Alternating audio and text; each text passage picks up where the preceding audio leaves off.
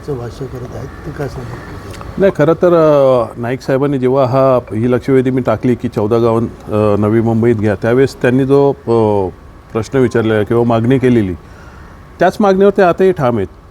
तेव्हा जे अभिजित बांगर साहेब आयुक्त होते तत्कालीन नवी मुंबईचे, त्यांनी सांगितलं होतं की इथे 5,900 कोटीच्या आसपास याला खर्च करावा लागेल.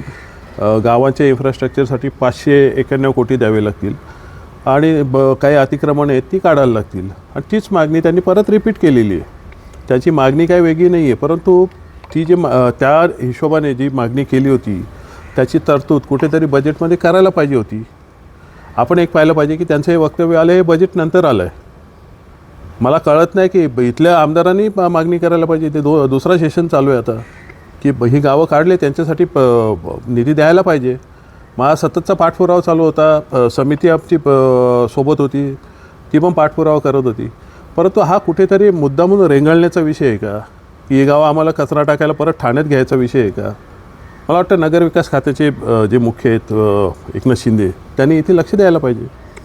त्यांच्या मुलाचा इलेक्शनच्या वेळेस नाईक साहेबांच्या बोलण्यात नाही येतं की इलेक्शनपुरतं आम्ही बाप पुढे ढकलून दिली, नाहीतर मी तेव्हाच विरोध करणार होतो. तर नक्की ठरलेलं काय यांच्यात की इलेक्शनपुरती ही गावं हो बोलायचं नंतर परत ती तशीच टांगती ठेवायची का? तर आगरी लोकांचा फक्त राजकारणासाठी उपयोग करायचा आणि असंच वाऱ्यावर ही गावं सोडून द्यायची आहेत का आमची? माझी एकनाथ शिंदेंना पालकमंत्री म्हणून विनंती आहे की त्वरित या 14 गावांसाठी निधी त्यांनी जाहीर करावा. जो आडिवली बुतवली रस्ता आहे तो MMRD तर्फे त्यांनी टनेल घोषणा करावी की इथे टनेल करण्यात येईल, जेणेकरून नवी मुंबईची कनेक्टिव्हिटी होईल. मग नाईक साहेब कशाला बोलतील? आज तुम्ही बघाल इथे जे गोडाऊन्स आहेत यांचेच कच्चे बच्चे आहेत.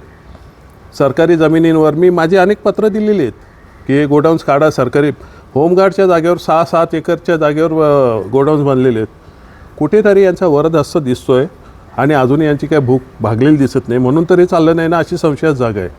हे माझं सांगणं आहे की नाईक साहेब बोललेत ते बरोबर बोललेत.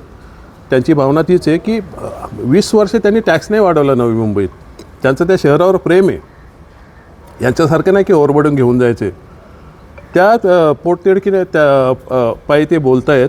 त्यांची मागणी रास्त जरी असली तरी माझी त्यांनाही विनंती की आम्हाला पदरात घ्या. मागच्या वेळेसही मी बोललेलो आणि तुम्ही तुमच्या लेवलला प्रयत्न करा. हा निधी कसा येईल, एकदम ही लोकं पॅनिक होतील असं वक्तव्य आपल्याकडूनही जायला नको. आमची विनंती, आमचे नेते आहेत ते इकडच्या आगरी समाजाचे, त्यामुळे ही आगरी बहुल गावं आहेत, त्यांचा विचार करण्यात यावा आणि निश्चितच याच्यातनं काहीतरी मार्ग काढावा. या सगळ्याची भूमिका काय असणार आहे यापुढे तरी गाव? नाही, मनसेची भूमिका काय बघा, टेक्निकली हा जो ही 14 गावांचा विषय, ती 14 गावं नवी मुंबईत गेलेली आहेत. त्याबद्दल कोणालाही काही वाटून घेण्याचं कारण नाही आहे. प्रश्न फक्त एवढाच आहे की ह्या 14 गावांसाठी जो निधी यायला पाहिजे, जी मागणी सातत्याने नाईक साहेब करत आहेत, आम्ही करतो आहे, 14 गाव विकास समिती करते, तो निधी का नाहीत? नगरविकास खातं यांच्याकडे यांनी द्यायला पाहिजे. मुलाचा मतदारसंघ आहे. आज तुम्ही सरपंचाचा ग्रामपंचायतीने केलेले कामाचे श्रेय घ्यायला खासदार येतात ना आमचे. मग जा ना, बाबांना सांगा ना सकाळच्या नाश्त्याच्या टेबलवर की यांना द्या निधी. नगरविकास खातं यांचे, वेळ लागतो का याला? फक्त लोकांना वेटीस धरण्याची कामं चालू आहेत. तुम्ही आमच्या मागे या तरच तुमची कामं करू, असं राजकारण चालू आहे इथे.